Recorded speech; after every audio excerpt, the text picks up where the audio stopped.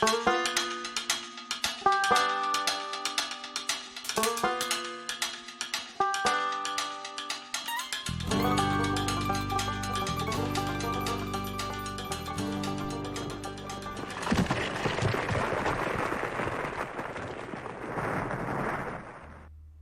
hello, and welcome to the 178th numbered iteration of the Curmudgeon in the Cellar. Many things to talk about. We're going to start with a carryover about friendly local game stores, support thereof or lack thereof. I love card games like Magic the Gathering, but I never thought they could easily take over hobby shops like fidget spinners. Man, I can't wait until 3D printing gets ridiculously cheap and you can make any 3D model for miniature games. Well, yep, you're probably right, and that will spell the demise of a great portion of the figure industry, because when guys like Tom Tullis, and Tom's a great guy, and what he's doing is 100% legal. I'm in no way inferring anything else. This is just the normal evolution of a business model and of business, if you will. Tom makes available these incredible programs for your 3D printer. And yeah, you can make some amazing stuff. Now, the really fine detail is not there yet in 3D like you can get still in lead or pewter. But the day's getting there. And the worm is turned 180 degrees. Used to be that figures were so fat, round, bulky, blocky, lacking in detail that we had to paint our own on. For instance, the facings on a uniform jacket, or the stripe down a trouser leg, or something of that nature. We had to paint it on. Now it's cast as part of the figure, and it's there to be painted.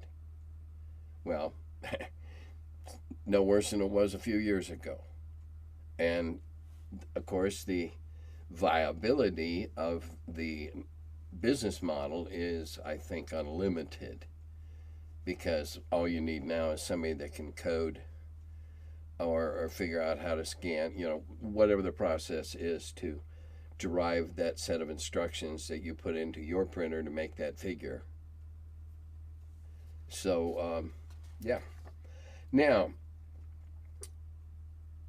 and it's following in the same vein. Wow, Tim addressed my comment. Well, yeah, that's what I do.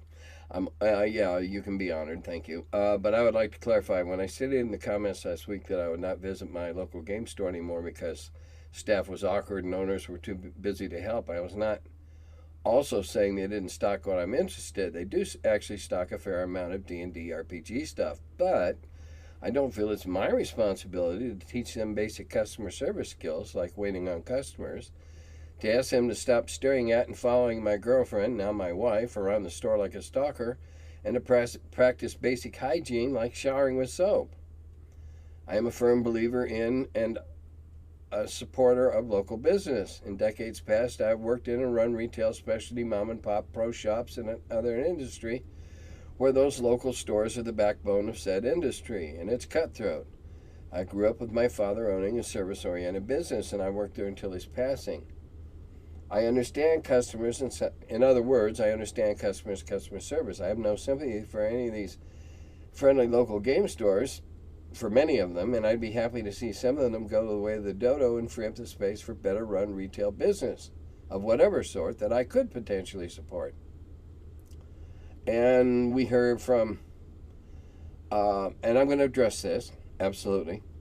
Sorry to hear about those experiences of gaming store staff. My experience of gaming stores in Australia, where I live, is that their staff have generally been friendly. I certainly have never noticed any of them smelling bad. And he goes on to say that unfortunately there's half of them that there were 20 years ago.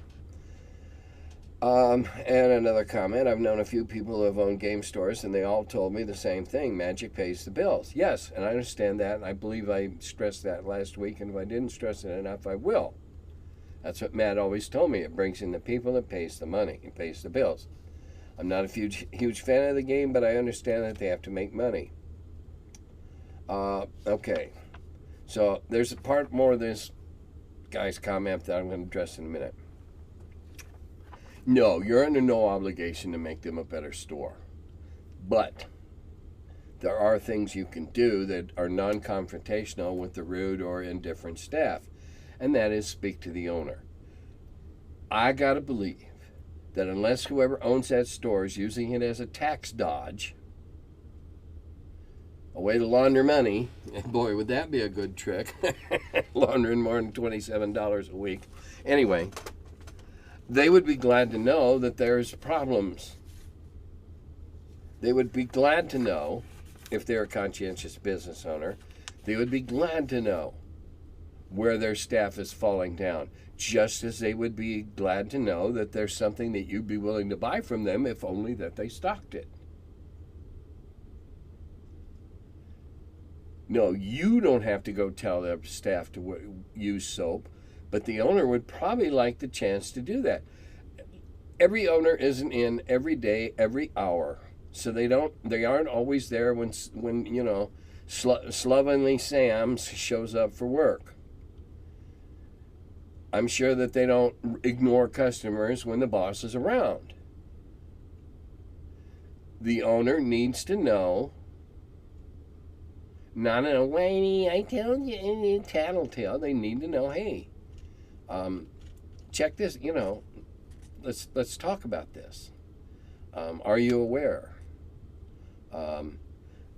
Does Slovenly Sam over there have a medical condition that causes him to reek? Now, you can say it a little nicer, but there are medical conditions that cause some people to reek.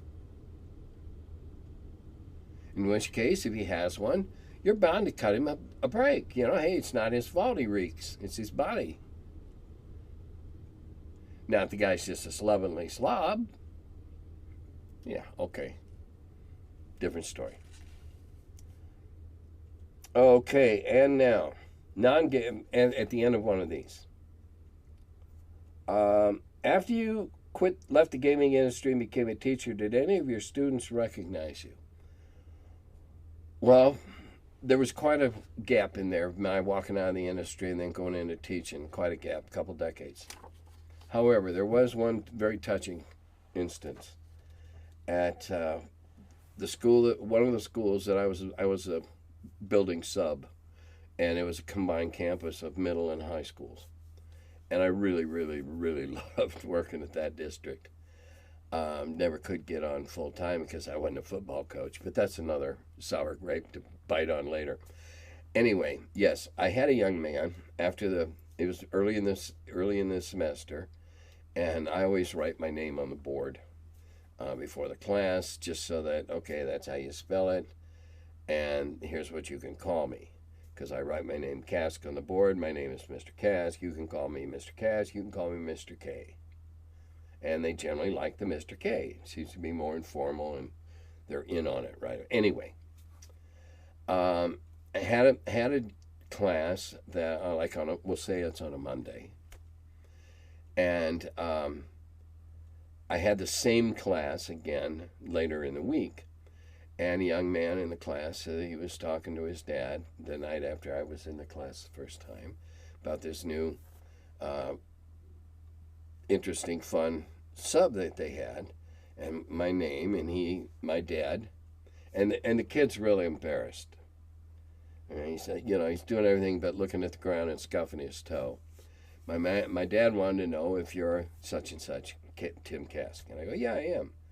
Well, then the kid got really embarrassed. I mean, literally turned beet red. Well, my dad said that if you said you were, ask you if you would sign his books. And the kid was just mortified to be asking this of a school, his teacher. And I said, sure, I'd be glad to. Not a problem. Glad to. Well, the kid was tons relieved. Realized I was, wasn't thinking he was a dork or anything. It was just something his dad was making him do and everything. Now, as luck would have it, I didn't work again at that school. I also subbed at a couple other districts. And I didn't work again at that school for a couple of weeks. Came to find out that young man had stood out in front of the school every day until I came and worked there again with his dad's books, waiting for me to sign them. So when I finally did work there again and I got the books, and I think it was his DMG, I not only signed it, I told this gentleman what a wonderful, dedicated son he had, and how he had, done what he had done to get these signed and overcome his embarrassment. And yeah, I filled about half the front page with telling this guy how lucky he was to have this boy for a son. That's the only time it's ever come up. It's the only time. Though I've had a couple of occasions where I've made a comment about games or gaming, and, oh yeah, what do you know about it? And I generally only got to say, well, I'm one of the people that helped write Dungeons and Dragons. Oh, it usually kills it. But I've only done that once or twice. All right, let's move on, shall we? Okay, your monster hedge wizard concept just ripped a scab off for me. Well, I'm sorry. I hope it didn't hurt too much. So intelligence is not necessarily a gateway to wizardry, albeit a limited, bestial, and instinctive form of magic. Sure. History, let alone fiction, tells us of wise women. Women who were often burned as witches because they knew what the various plants and weeds would do medicinally, because it had been passed on from their mothers, who got it from their mothers, and so on and so on. I can see that simple cantrips and simple charms could be passed down the same way. Don't understand why these words work this way. All I know is if I say these 7 syllables in this pattern, I get this result.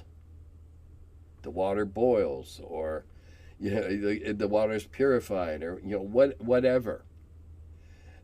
Hedge wizardry would be much more associated with mundane day-to-day life things and protection, traps, wards to keep the outside away. That's the way I would interpret it.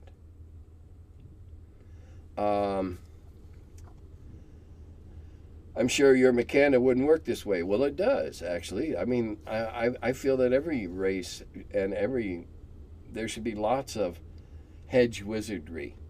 People able to do things that aren't quite logical. I mean, crap, the real world's full of enough of that stuff. Let's see, what else?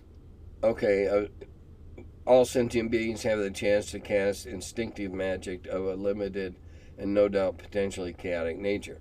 All right, now let's define sentient. Minimal sentient is a human or a humanoid. We're not talking apes. We're not talking dolphins. All right, we have to have some sort of baseline here.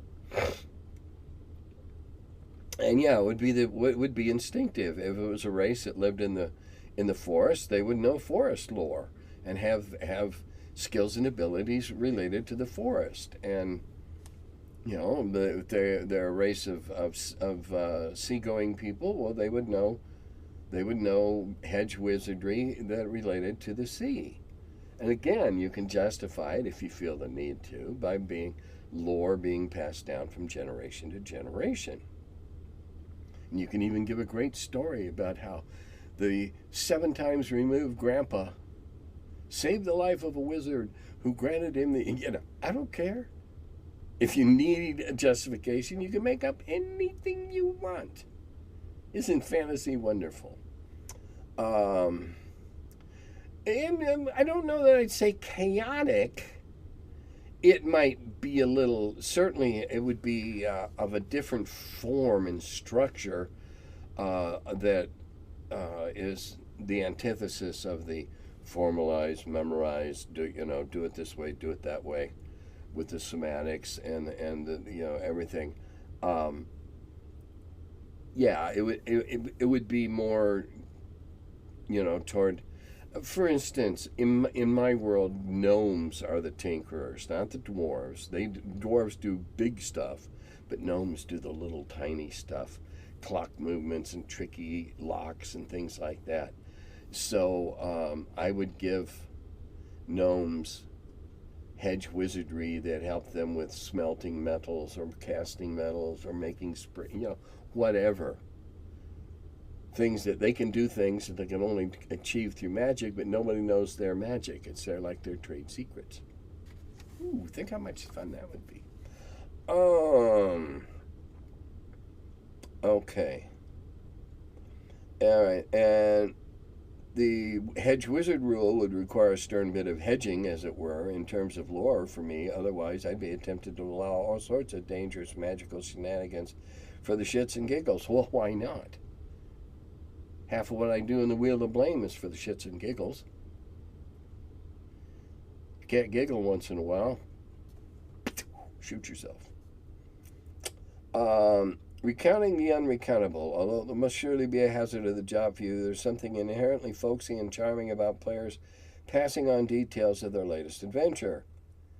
Verbal history in its most inaccessible form. It's difficult to translate the excitement of tabletop RPGing into a verbal recounting, even for good storytellers, but it's sort of charming outcome that it happens. Although understandably unpalatable after the first 10 in a row. Yes and no. Yes, yeah, it is. It does get old, but I never lose my appreciation for the enthusiasm that prompts them to do it. The fact that they got so wound up in something that I had a hand in all those many years ago, I get great satisfaction out of. Great satisfaction. I'm just delighted that people are still having fun. I'm even sort of delighted that they're still arguing with me and telling me how I did something wrong. See, that's the advantage of being the people that invent something. We don't do anything wrong. We did it. All right. Is it worse to railroad a campaign or bestow players magic items tailored to their class to continue a campaign? Well, first off, definition of railroad. I'd always use the definition of railroad as an adventure that had to fall together in a linear fashion because elements of A figured into B and B into C and all that kind of stuff. That's what I consider a railroad. The other kind is a story adventure, and then there's a sandbox where there's lots of stories in there. Okay, now, I don't believe I have ever sat down and said, oh, gee, let's see, I'm going to make this for the magician and this for the... No. I believe that I have generally followed the general gist of fantasy writing and fantasy world creation, and that is, if you're going to talk about magic, what's there the most of? Weapons. Think about it. Every good fantasy story's got magic sword or magic axe or something like that, magic arrows, weapons. So when I set up if I'm starting a new campaign and I set up that first 5 levels of underground exploration and daring do, I like to think, okay, who built this or what's it a remnant of? And I like to tailor what's in it to the purpose it used to have or the owner that used to live there or whatever. I don't believe, make sure there's something for the fighter and something for the cleric and something. No, I don't. I usually make sure there's lots of things available that everybody, both specialty for you only and stuff that everybody can use. Um, but when I say lots of things, my lots of things is pretty miserly compared to a lot of campaigns I'm familiar with, or at least passingly familiar with. I cannot ever see myself at some point in a campaign, 6, 7 months into a campaign, going, oh, geez, poor Ted, the whatever he is. I need to I need to create something he can stumble upon in the woods, and then he will, nah. No, I wouldn't do that. If Ted wanted to on his own, not secretly, but selectively pursue trying to find something. If he decides he really, really, really wants a ring of poison protection, I'm not just going to drop one for him, but I wouldn't be adverse to him shopping around and dropping a word here and dropping a word there, and maybe be able to trade something he found. I put a lot of stuff in there that I know when I put it in there that nobody's going to be able to use it yet. They're not powerful enough. They're the wrong class, the wrong alignment, whatever. But you can always anything you've got that you can't use, you can always trade to somebody else. You can always sell it. The barter system's alive and well in my world. Pardon me.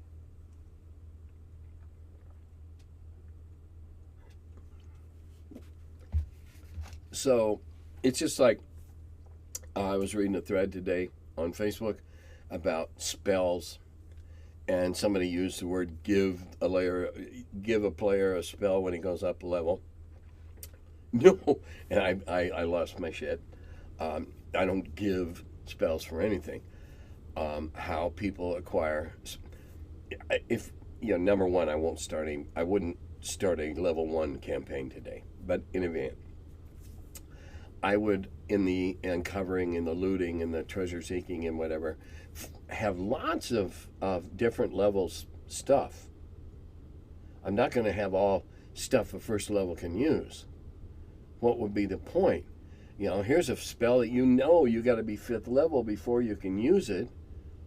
Well, that's either something you cherish and you hide away, or you swap it for something that's of a much greater immediate value to you. It's a whole sub-level of the campaign going on. People swapping stuff they can't use, trying to find out what it is they got, what does it do. They find a picture and detect magic. Oh yeah, heavy vibe. Good. At least not evil. And then it's up to them to find out, either by experimentation, paying an expert the next time they're in a big town, what does this do? And only then do they find out that it lets you know if a drink has been poisoned, and if it's just water you're putting in, it makes it clear and pure. Okay, it's a magic pitcher, or ewer, or whatever you want to call it, canteen. But it doesn't come with a tag telling everybody what it does. They got to kind of figure it out, or you can give them a little hint. Ooh, maybe that's Sally Sipper. Ooh, I don't know. But I don't just, okay, here's new level spells. Now, in part of that conversation, there is an interesting idea that when a character levels up, they go through the next level of spells like they did at the very beginning and roll a percentile dice. There's a chart in there. 5th level has, a 75% chance of knowing everything at, something at this level, and, and the diminishing chance as the levels get higher. And go through there and find out, what they could learn. And let them choose. Or let them pick the order they want to try in there, and knowing that once they get one that goes yes, they can't see if it's anything else. So make them create a hierarchy of what they want in that new level spell, and let them go roll. And They'll get it or they don't, depending upon the chance to know it. Easy peasy.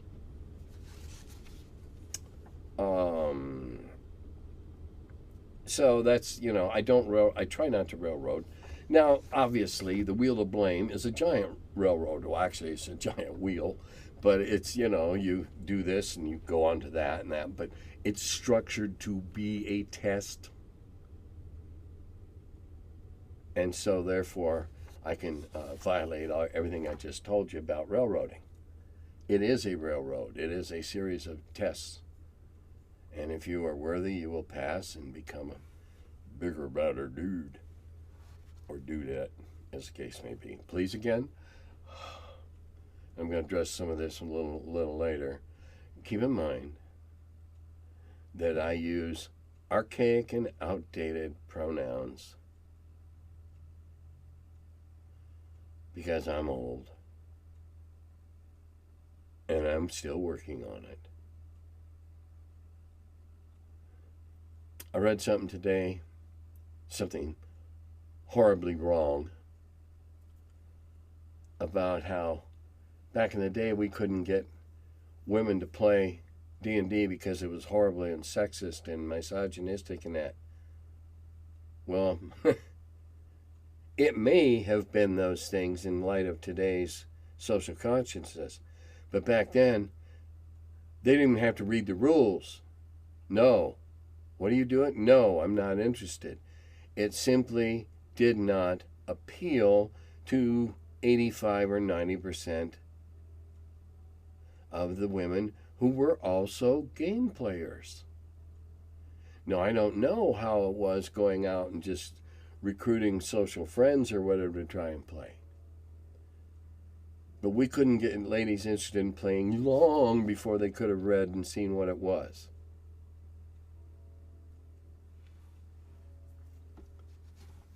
More on this general area a little later.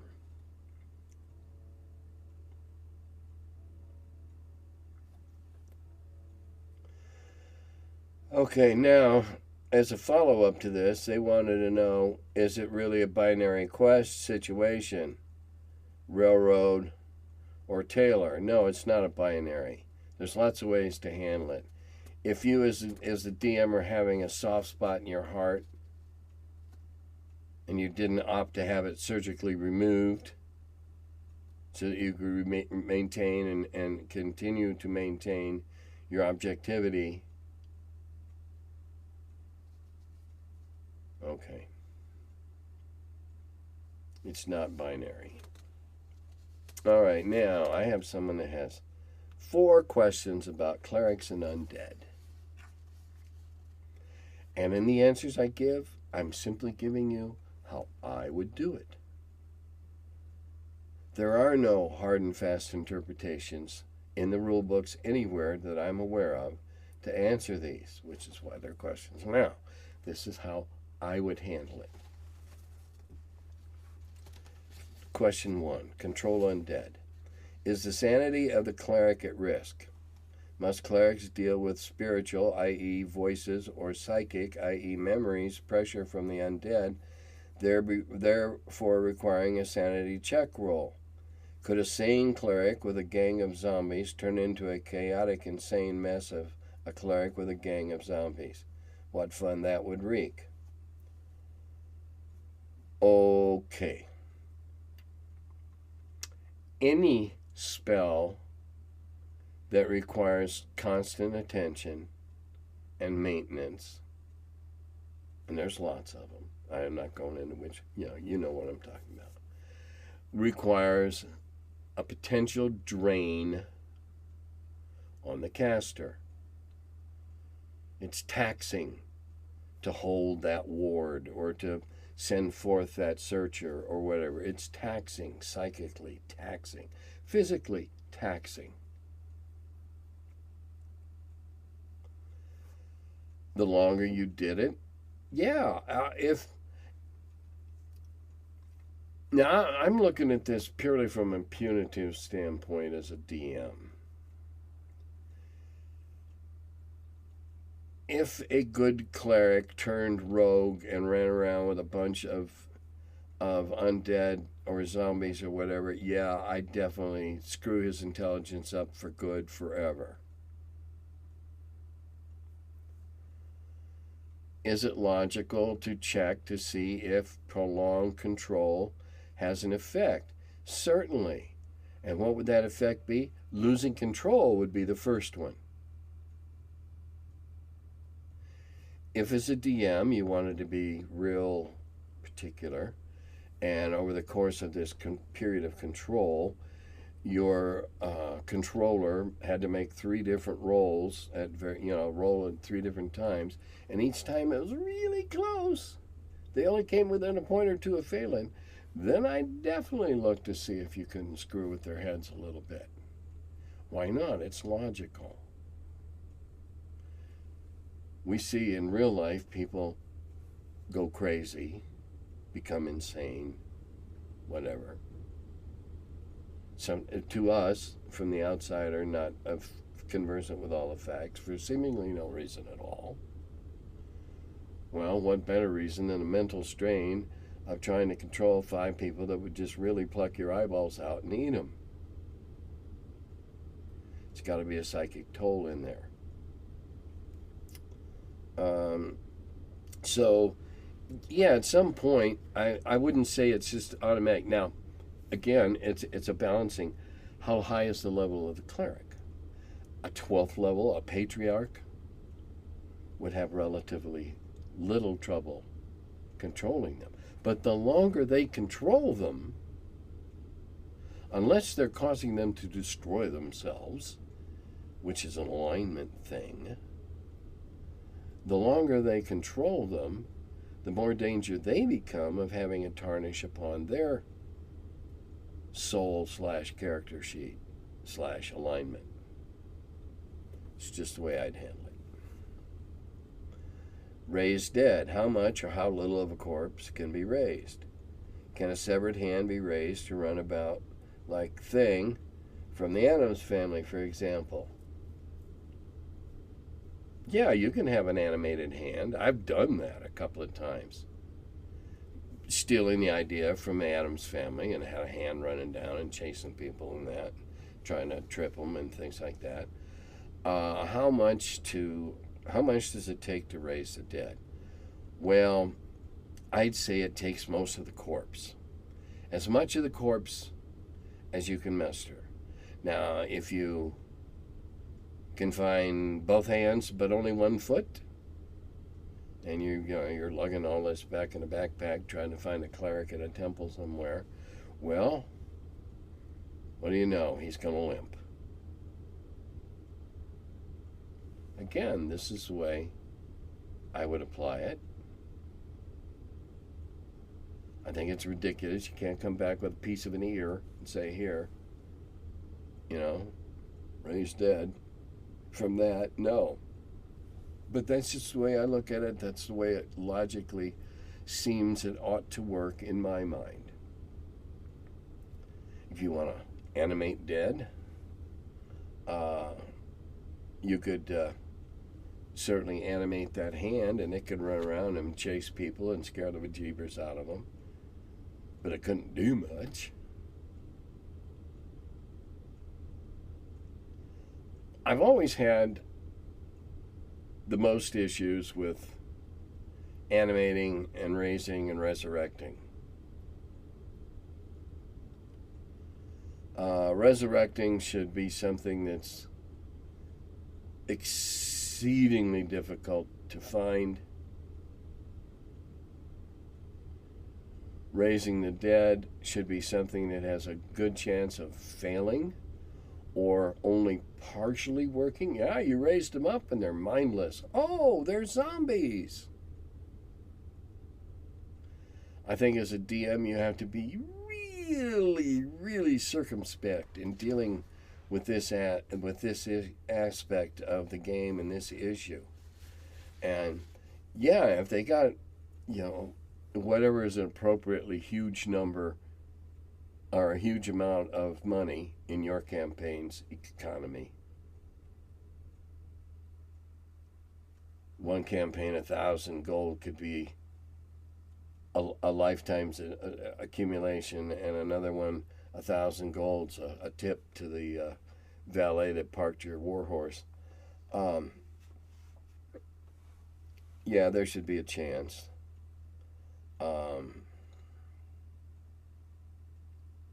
Now we're going to get into some weird stuff. Unraised dead. Can clerics dispel dead they have raised, causing them to lose animation? Well, now that depends on how you want to how you, as the DM, and you, plural, as the players, define and look at this. Is raising dead, does raising dead require constant control? Does it require a reassertion of control once an hour? You have to determine this. How's it work?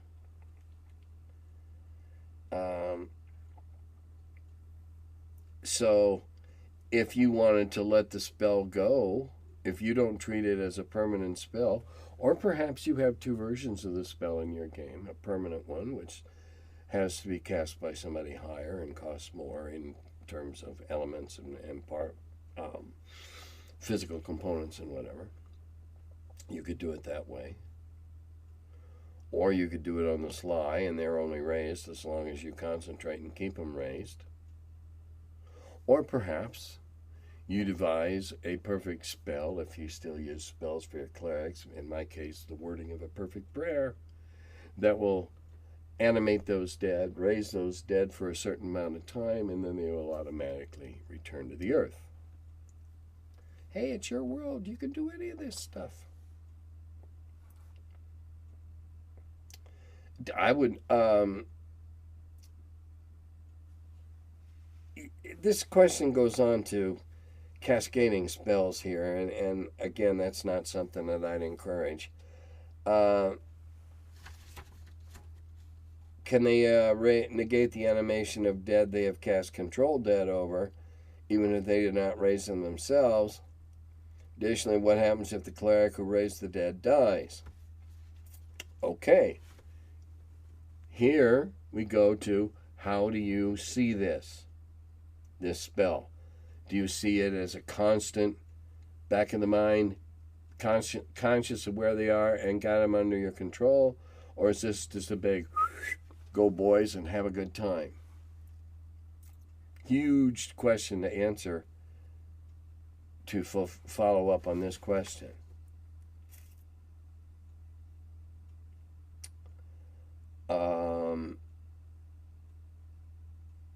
Finally, and I think that if you say that raised dead has to have a constant link, then when the caster dies, the link is broken, and you can either have them run amok, or you can just have them collapse, or walk into a corner, standing there staring mindlessly at the corner, whatever. That's the way I would do it. Finally, could unraised dead be a way out for clerics that lose saving throws to continue the control dead spell? Or is that the zombies rolling the save either way? Okay. And then some nice but unnecessary compliments. Nah. Unraised dead? No. That would be a dispel, wouldn't it? Wouldn't that be that would be a dispel, and they would, or a turn.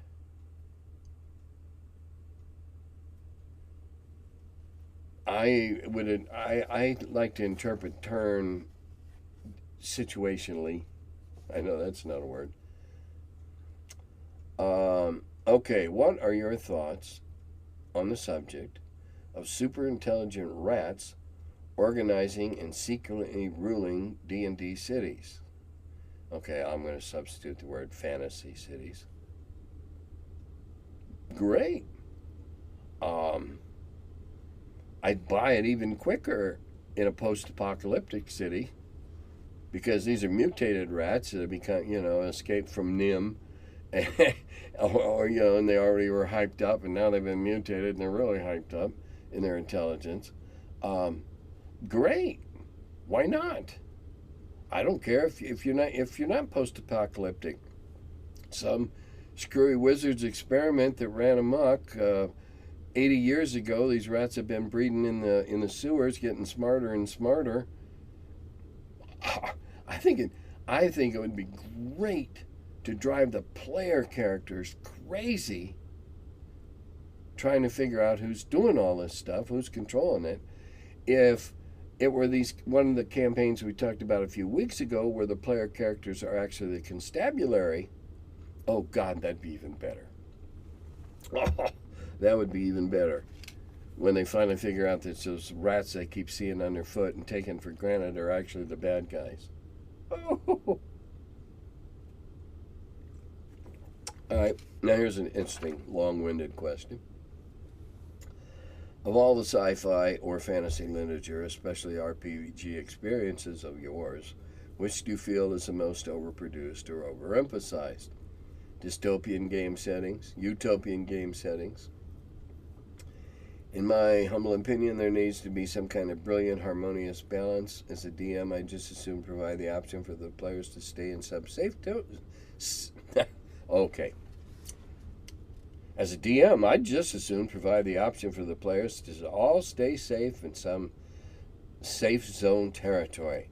They can all own a little small estate, each interacting with their fellow peaceful NPC civilians, accumulating knowledge, training, and doing only non-lethal level advancement through sparring, athletic tournaments, or mind game tournaments, winning prizes and cash that way.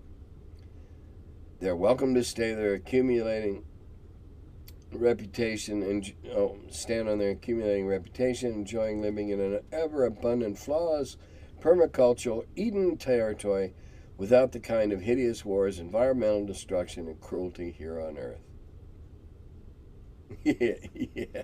Yeah. Wouldn't that be nice? I don't know which have been overexposed. God knows they did the vampire thing to death. Jesus, about 3 years, every book in the world was vampires, and then all of a sudden at the Gen Con auction, that 1 year, all I had was vampire books to sell. So they killed that shit out of that one. I don't think anybody's done a good steampunk. They've certainly tried, but I don't think anybody's done it. I don't know. Okay, hold on. Tim Como just wondering if you speak more than one language, if you found that you picked up smatterings of other languages in your travels. Well, let's see. I speak up east, down south, out west, Minnesota. I've not done that much traveling, and I know I don't speak any other one language. I know a smattering of German from high school. I know lots of dirty words in several different languages. Some picked up in the Pacific during the war, some others picked up in the Navy during the war, others picked up in general life experiences, but no, I don't know another language as such. And I've not traveled that much. Cheryl and I have gone to Europe and gone to Hawaii, and we've been lots of places in the States. Okay. I have to be very circumspect here. This is the last topic of the night coming. I'll refer to it simply as the shitstorm currently involving Lake Geneva.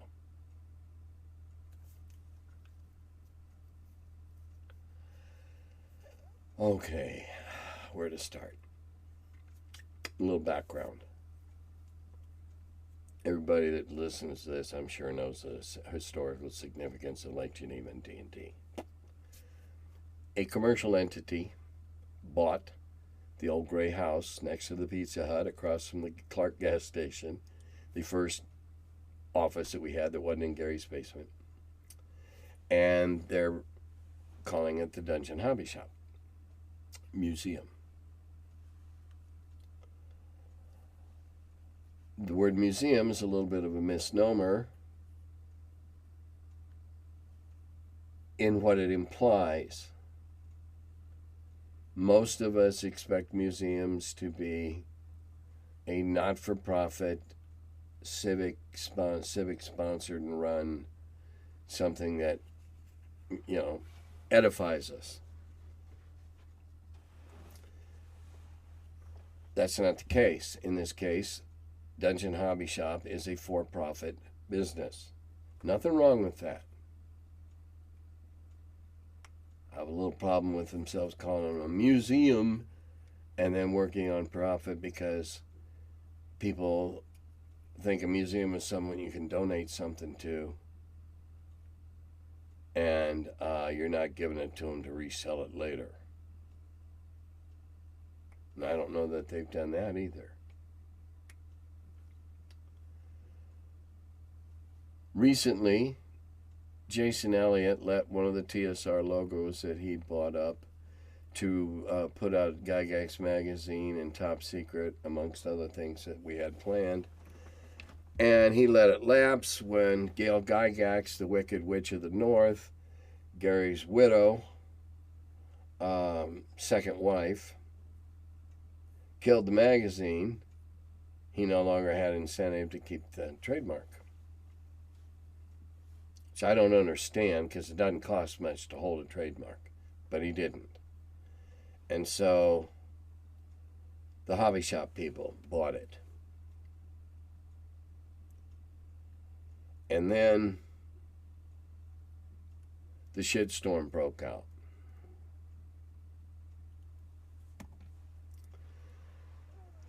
There has been bandied about in social media over the last several days several claims about what's going on in Lake Geneva right now. Ernie Gygax made a most egregious mistake in an interview he did on a podcast. He basically waved his bare ass in front of everybody that's concerned about pronouns and woke and all that right now in the industry, and thumbed his nose at him. The transcript of his podcasts are there for everyone to read. That they were men and they didn't give a shit, and well, right there they alienated 3/4 of the gaming industry. Probably more than that. I don't believe that it's even a quarter of the gaming industry that is still the Neanderthals that he would make us out to be. That's another thing. This whole thing has brought the OSR, the old school revival, into serious disrepute. Now there are some little Karens going on some of the social media and painting with the same brush all of us that were there back then, based on the stupid ass shit Ernie just said. No. We weren't all like that. We're not all like that now. He's a troll, a troglodyte, a Neanderthal, if he really means that.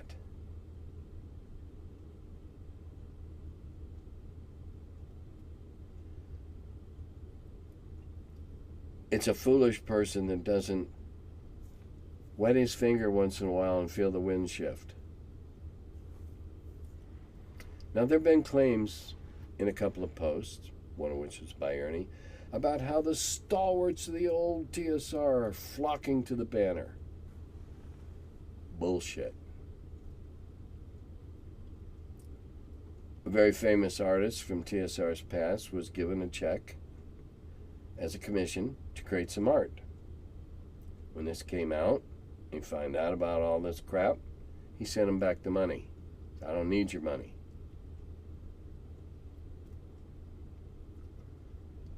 There are other people there who are being touted as being part of it. Jim Ward. The only thing Jim Ward has to do with it is Jim wrote a game a few years back called Giant Lands, and he got together with some guy whose name I don't know, and it's not important, to market this game. They didn't, couldn't, whatever. This guy then offered the game to the people at the Dungeon Hobby Shop Museum, and they said, oh, yes, because it gave him Jim Ward's name. Jim Ward has a deservedly good reputation. Jim had to go online day before yesterday and say, here is what I am and here's what I'm not.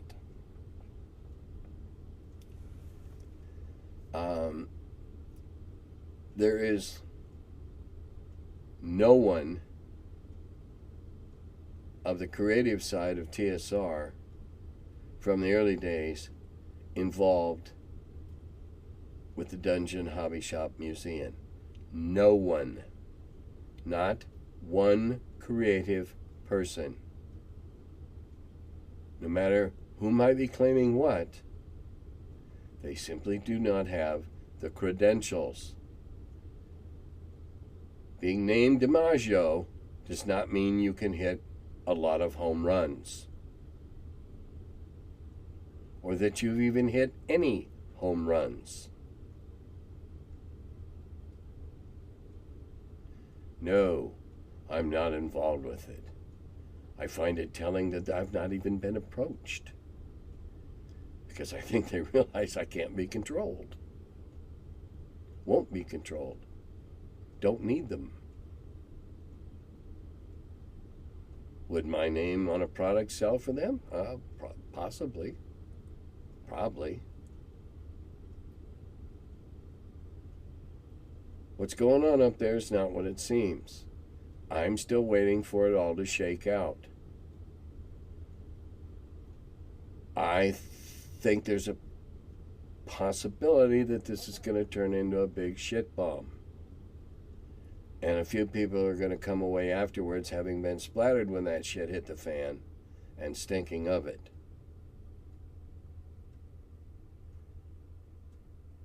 Just because you say you're TSR doesn't mean you are. TSR, and the magical period of TSR, particularly those first 5 years, was a never to be replicated confluence of a half a dozen creative minds churning something, filtering something, and coming out on the other end with what we came out with. I've seen so much bullshit, just plain bullshit, being bandied about since this idiotic statement by Ernie about who did what and yada yada. You did bullshit. Half the people don't know what the hell they're talking about. I have never hidden. If somebody has a question about how something went down, I'm more than willing to answer questions, and as I answer them, say, this is the way I saw it, this is the way I remember it.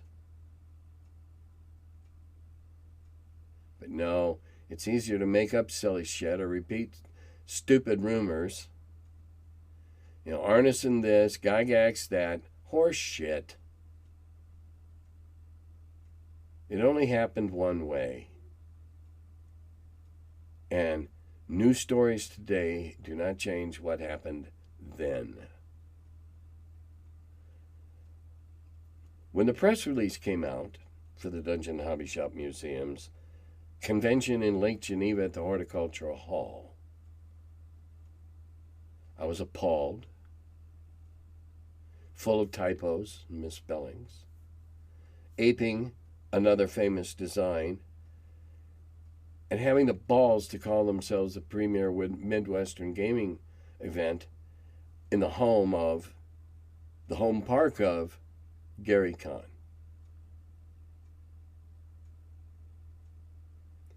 Don't paint all the Gygax siblings with Ernie's brush. The sisters are not happy about what's going on. Luke is not happy about what's going on. I spoke with Luke today.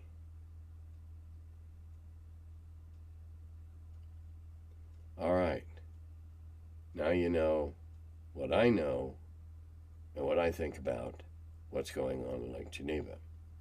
And on that note, I don't know what cons are coming up in your neck of the woods, but if there are any, go to them.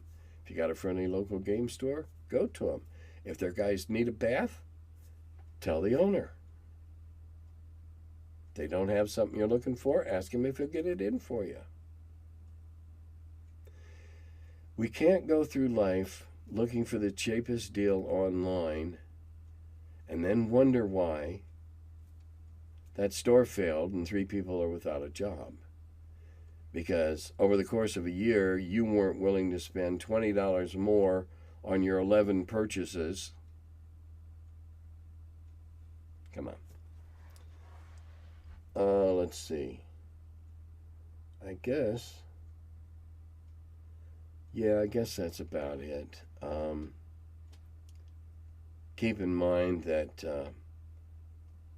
there's a Kickstarter out of Lake Geneva that's now 5 years late. Dodada Govi.